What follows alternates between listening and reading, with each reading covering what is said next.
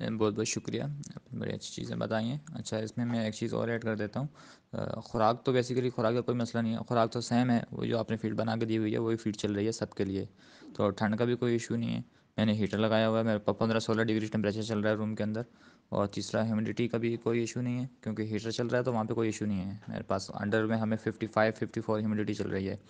تو یہ بھی ایشو نہیں ہے۔ بہرحال جو ہو گیا وہ نصیب کی بات ہے۔ اب دوسری چیز بتا دوں، جو اس کے پیٹ کی بات ہے، پیٹ اس نے بالکل خالی کر دیا ہے، پیٹ میں اس کے روڑے فیل نہیں ہو رہے، اور دوسرا جو ہے اس کی ٹرے کے اندر کچھ بالز ٹائپ یعنی کہ لوتھڑے جو ہیں خون کے گوشت کے وہ پڑے ہوئے ہیں۔ اٹس مین کہ جو ڈلیوری کے وقت وہ اپنا پیٹ صاف کرتے ہیں، جو لوتھڑے وہ گراتی ہیں وہ اس نے گرا دیا ہے، وہ پیٹ اس نے بالکل صاف کر دیا ہے۔ اور اب اس نے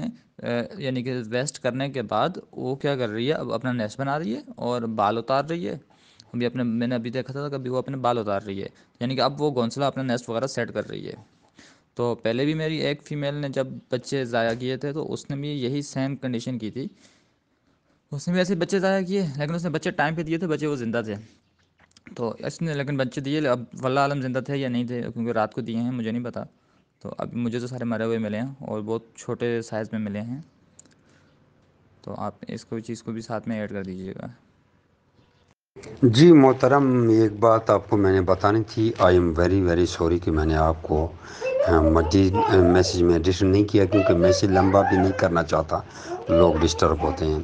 ایسی حالت میں فیمیل کا آپ نے as soon as possible cage change کر دینا ہے، اور اس کیج کے اندر اس کو کوئی بھی گھاس وغیرہ نہیں دینی کہ وہ نیسٹ بنائے یا بال نکالے، کیونکہ یہاں پہ ایک فیمیل گھاس کا بھی ستیہ ناش کر دیتی ہے، جو کہ سردیوں میں ہمیں گھاس، سوکھی گھاس بڑی مشکل سے ملتی ہے، نیسٹ بنانے کے لیے نہیں ملتی،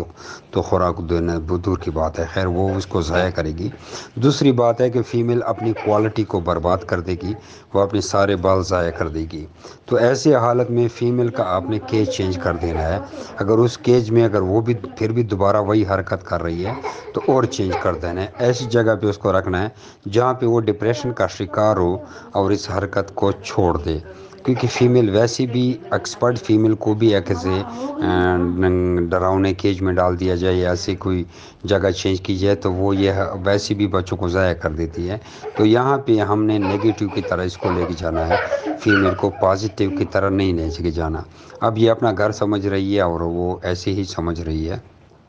ہاں، اگر آپ کے پاس ایسے کل یا پرسوں کسی بچوں نے بریڈ کیا ہے تو آپ کو فائدہ ہے، فیمیل کو نیسٹ بنانے دیں اور وہی بچے اٹھا کے ادھر رکھ دیں، وہ صحیح طریقے سے دودھ پلائے گی۔ دوسری بات یہ ہے کہ میں نے ایسا بھی کیا تھا کہ میری ایک فیمیل نے یہ حرکت کی ہے اور وہ ہماری نظر سے دور تھی، تو اس نے نیسٹ میں سب کچھ بنا لیا تھا۔ پھر ہم نے ایک